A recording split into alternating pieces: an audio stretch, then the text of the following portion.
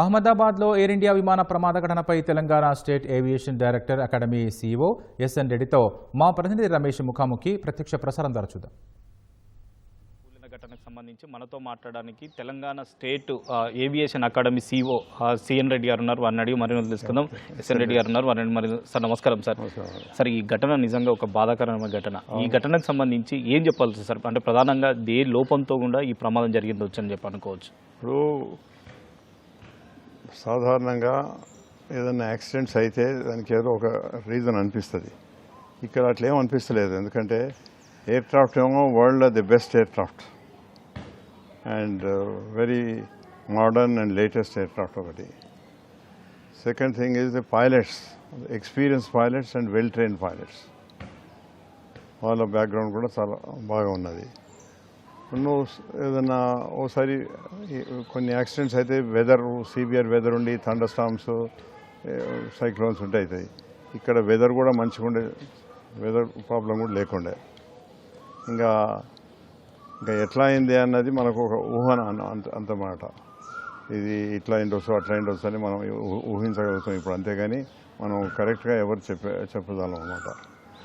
ఇక్కడ air craft before offer to the pilot engineer complete మంచిగా check చేసుకుంటాడు. Check చేసుకొని ఐటమ్ బై ఐటమ్స్ ప్రతి సెక్షన్ చెక్ చేసుకొని ఆయన సర్టిఫై చేస్తాడు.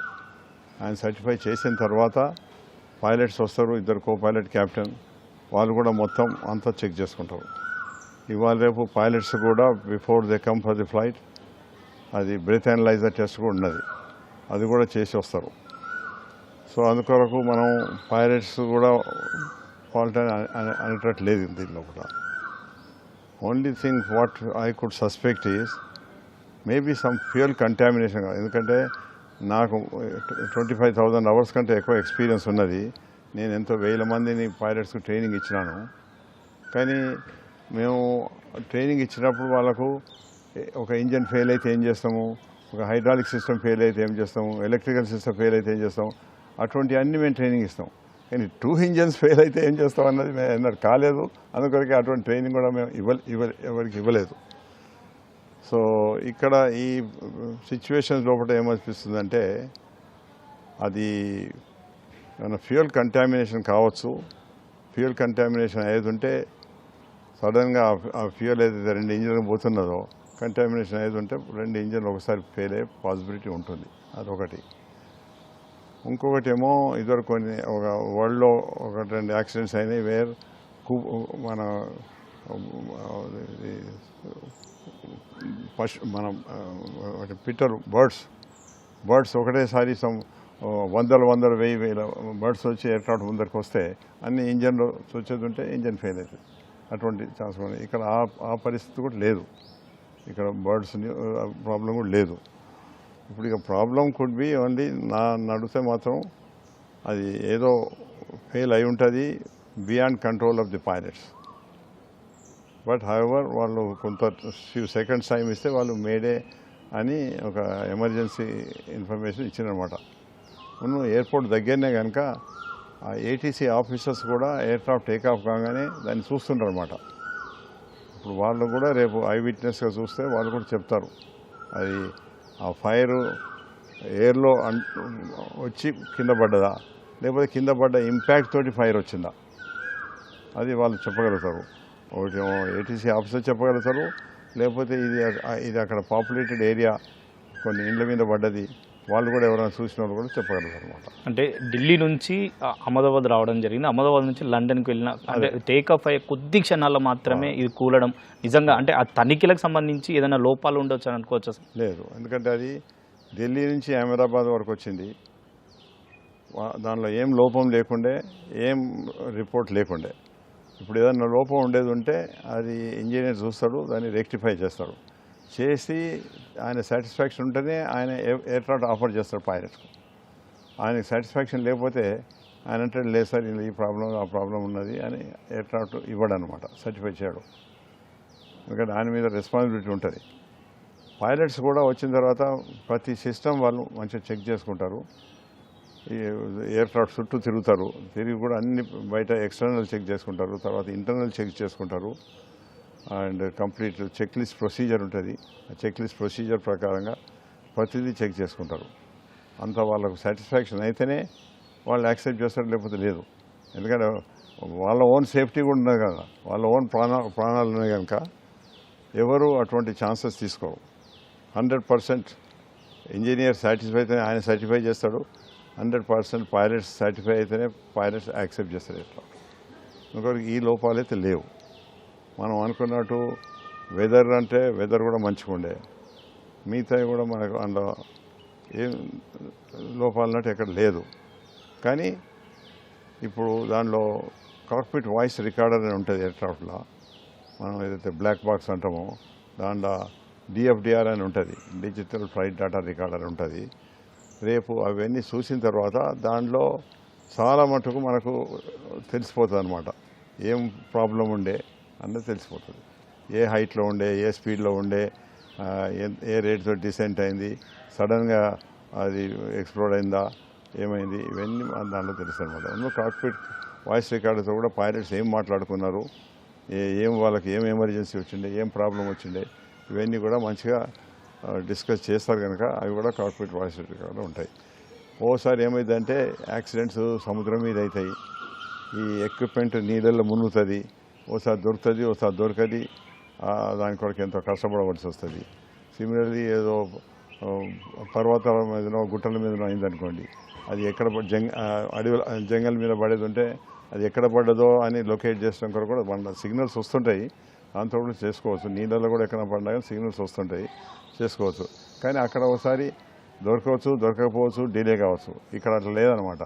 ఇది ల్యాండ్ మీద మన తెలిసిన ప్లేస్ని అయింది కనుక వాళ్ళు అప్పటిదప్పుడే ఒక హాఫ్ అన్ అవర్ 1 అవర్ అప్పుడు ఆ ఫైర్ తోటే వాళ్ళు లోపలికి పోదారు. కానీ ఫైర్ ఎక్స్టెన్షన్ వచ్చి సబ్సైడ్ చేస్తాయి. చేసిన తర్వాత they can locate these 2 equipments.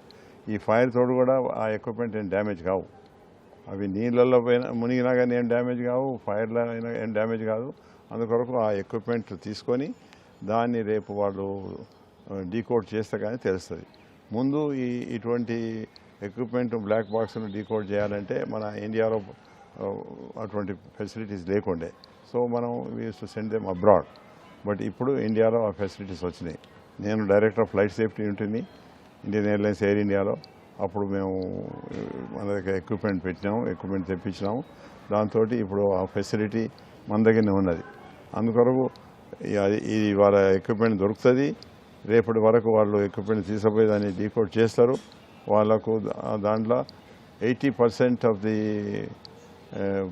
Problem are the reasons how it has happened అన్నది ఇన్ఫర్మేషన్ తెలుస్తుంది అనమాట. సార్, అంటే ఈ విమానం సంబంధించి ఆధునిక టెక్నాలజీ ఎంతో, అంటే ప్రపంచంలోనే ఎంతో ఆధునిక టెక్నాలజీ గల ఈ విమానం అయినప్పటికీ దీని లోపాలు సంబంధించి పైలట్ అంటే ఎలాంటి హెచ్చరికలు కూడా కనుక్కోలేని పరిస్థితి ఉంటుండొచ్చా సార్? ఉండదు. ఎందుకంటే ప్రతిదానికి వార్నింగ్స్ వస్తాయి. ఏ సిస్టమ్ పనికి చేయకుండా, ఏ సిస్టమ్ ఫెయిల్ అయినా కానీ వార్నింగ్స్ వస్తాయి. దాంతో పైలట్స్ కానీ ఇంజనీర్స్ కానీ వాళ్ళకి తెలుస్తుంది అనమాట. తెలిసి వాళ్ళు రెక్టిఫై చేస్తారు. ఈ ఎయిర్క్రాఫ్ట్ బోయింగ్ కంపెనీ 787 అని, డ్రీమ్ లైనర్ అని, ఇది వరల్డ్లో one of the best aircraft, proven aircraft అనమాట. అందుకొరకు దానిలో అటువంటి లోపాలు ఏముంటాయని నేను అనుకోను. లోపాలు ఉండేది ఉంటే వీళ్ళు మొదలే తెలుస్తారు, రిపేర్ చేస్తారు. లేకపోతే ఎయిర్క్రాఫ్ట్ వాళ్ళు ఆఫర్ చేయరు, వీళ్ళు పైలట్స్ కూడా ఎయిర్క్రాఫ్ట్ యాక్సెప్ట్ చేయరు. కానీ అటువంటి ఏం లేకుండా అన్ని 100% మంచిగా ఉన్నదా విమానానికి ఇట్లా అయింది అంటే అది రేపు తెలుసుకోవాలి. ఈ 2 బ్లాక్ బాక్స్లు ఏవైతే ఉంటాయో కాక్పిట్ వాయిస్ రికార్డర్ను డిఎఫ్డిఆర్ తోటి మనకు 80 to 90% of the cause of the accident తెలుస్తుంది. అంటే అంత పెద్ద విమానానికి సంబంధించి ఒక చిన్న పక్షి అడ్డం వచ్చిందంటే అంటే ఆ ప్రమాదం జరిగి ఉండొచ్చు అనుకోవచ్చా సార్? ఇంత లేదు, ఒక పక్షి 2 పక్షులు అయితే ఏం కాదు. నేను ఒకసారి బోయింగ్ మీద ట్రైనింగ్ చేస్తున్నాను ఇక్కడ హైదరాబాద్లో. నేను ఇట్లా జస్ట్ టేక్ ఆఫ్ అవుతున్నా నాకు ఒక పక్షి ఇంజన్లోకి వచ్చింది. వేరే పైలట్ ఎవరైతే నేను ట్రైనింగ్ చేస్తానో కెప్టెన్, ఆయన అన్నాడు బర్డ్ అన్నాడు. నేను చూసే వరకు ఆ బర్డ్ నా ఇంజన్కి వస్తుంది, లెఫ్ట్ ఇంజన్కి వచ్చింది. వస్తే నేను ఇమ్మీడియట్ ఆ ఇంజన్ కట్ చేసి ఏటీసీకి ఇన్ఫామ్ చేసిన, ఇట్లా బర్డ్ ఇంజెక్షన్ అయింది, ఒక ఇంజన్ నేను సెటప్ చేసినాను, సింగిల్ ఇంజన్ తోటి వచ్చి ల్యాండ్ అవుతున్నాను అని పోయి సింగిల్ ఇంజన్ తోటి పోయి ల్యాండ్ అయినా.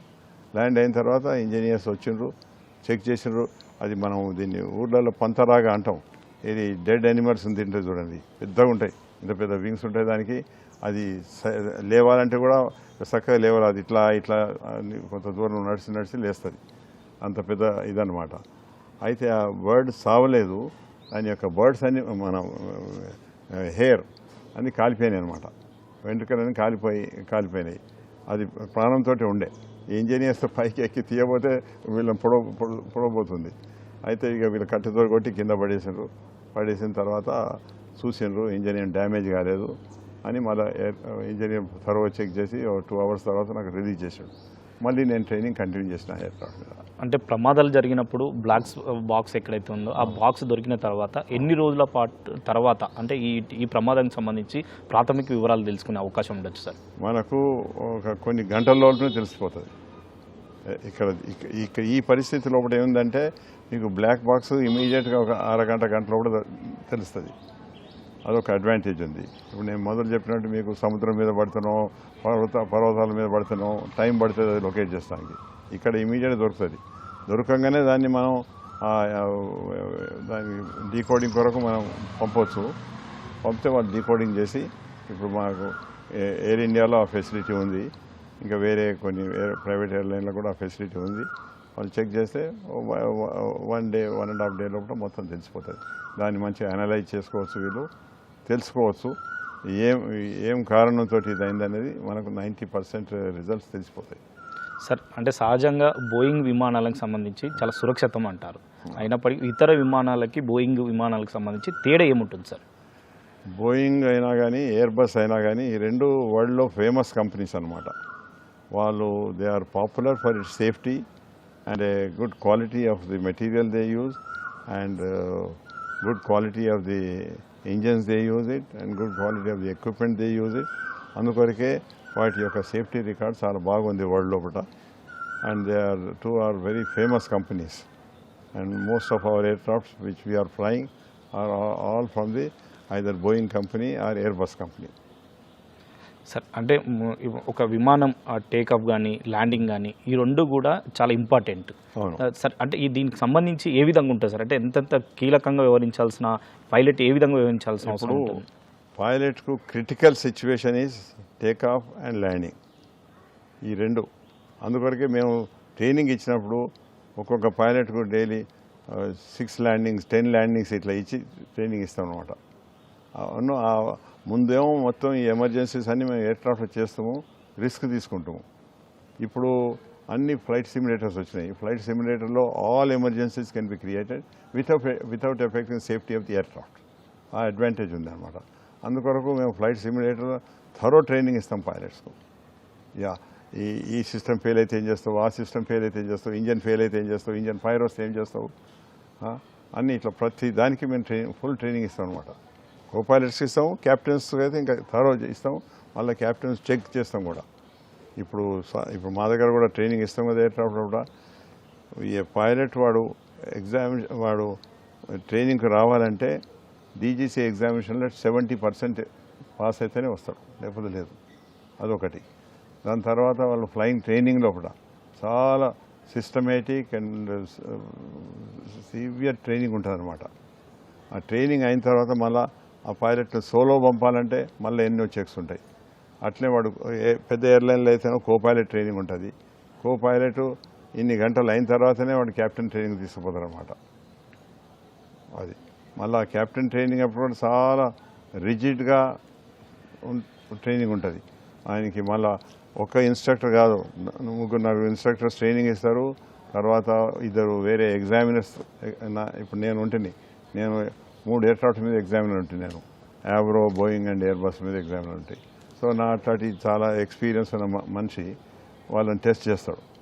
టెస్ట్ చేసి రిలీజ్ చేస్తాడు. అప్పుడు అంటే గతంలో జరిగిన ప్రమాదాలకు సంబంధించి ప్రత్యేకంగా అంటే ఈ ప్రమాదాల నివారణకు సంబంధించి కమిటీలు కానీ తర్వాత ఏదైనా ప్రత్యేకంగా విచారణకు సంబంధించి ఏమన్నా ఆదేశించినట్టు ఉన్నాయా సార్ ఇప్పటివరకు? వస్తాయి. ఎప్పుడే కానివ్వండి, ఒక మనిషి చనిపోయినా కానీ, 2 చచ్చిపోయినా, ఇక్కడనైతే 100 మంది చనిపోయిన కనుక చాలా సీరియస్గా ఎంక్వైరీ ఉంటుంది, ఎక్స్పర్ట్స్ ఎంక్వైరీ ఉంటుంది. మన ఎయిర్ యాక్సిడెంట్ ఇన్వెస్టిగేషన్ బోర్డు అని ఉంది, డీజీసీ వాళ్ళతో ఉంటుంది. వీళ్ళందరూ కలిసి చాలా డీటెయిల్గా ఎగ్జామిన్ చేస్తారు. ఇటువంటి ఈ ఎగ్జామినేషన్ లోపల ఇటువంటి ఎంక్వైరీ లోపల మ్యానుఫ్యాక్చరర్ నుంచి కూడా వాళ్ళు ఎక్స్పర్ట్స్ ఉంటారు. ఎందుకంటే ఇప్పుడు మనం ఇది అయిన వస్తుందని అంటే వాళ్ళ కంపెనీ మీద పేరు వస్తుంది కదా, అందుకొరకు వాళ్ళు అట్లా రాకుండా వాళ్ళు కూడా పార్టిసిపేట్ చేస్తారు ఎంక్వైరీ లోపల. ఇప్పుడు ఇన్వెస్టిగేషన్ చేసేవాళ్ళు డీజీసీ వాళ్ళు చేస్తారు, ఈ ఎయిర్ యాక్సిడెంట్ ఇన్వెస్టిగేషన్ బోర్డు వాళ్ళు చేస్తారు. దాంట్లో కూడా మళ్ళీ ఈ ఎయిర్లైన్ వాళ్ళు కూడా పార్టిసిపేట్ చేస్తారు. ఎందుకంటే ఏదైనా బ్లేమ్ ఎయిర్లైన్ మీద పోవద్దు, అందుకొరకు వాళ్ళు కూడా పార్టిసిపేట్ చేస్తారు. మ్యానుఫ్యాక్చరర్స్ పార్టిసిపేట్ చేస్తారు. చాలామంది ఎక్స్పర్ట్స్, వెరీ ఎక్స్పీరియన్స్ ఉన్న ఇంజనీర్స్, ఎక్స్పీరియన్స్ ఉన్న పైలట్స్ కూడా పార్టిసిపేట్ చేసి ఇన్వెస్టిగేషన్ తెలుసుకుంటారు అన్నమాట. బట్ ఏ ఇన్వెస్టిగేషన్ కానివ్వండి, యాక్సిడెంట్ ఇన్వెస్టిగేషన్కు ముఖ్యంగా మనకు హెల్ప్ఫుల్ ఉండేది ఈ రెండు, కాక్పిట్ వాయిస్ రికార్డర్ను డిఎఫ్డిఆర్ అంటారు, అది ఉండాలన్నమాట. అది దొరికేది ఉంటే మనకు 95% of the cause is found out. అంటే చాలా సందర్భాల్లో కూడా విమానాలకు సంబంధించి కూడా అంటే అడవిలో కానీ సముద్రంలో కానీ ప్రమాదాలు జరుగుతున్నాయి. కానీ రన్వే అనేది చాలా కీలకమైనది. అంటే అత్యంత సమీపంలో జరగడానికి కారణాలు ఏమేమి ఉండొచ్చు సార్? అదే అంటున్నా, రన్వే అనేది మనం ఎయిర్ క్రాఫ్ట్ టేకాఫ్ కొరకు వాడతాము, ఎయిర్ క్రాఫ్ట్ ల్యాండింగ్ కొరకు వాడతాం.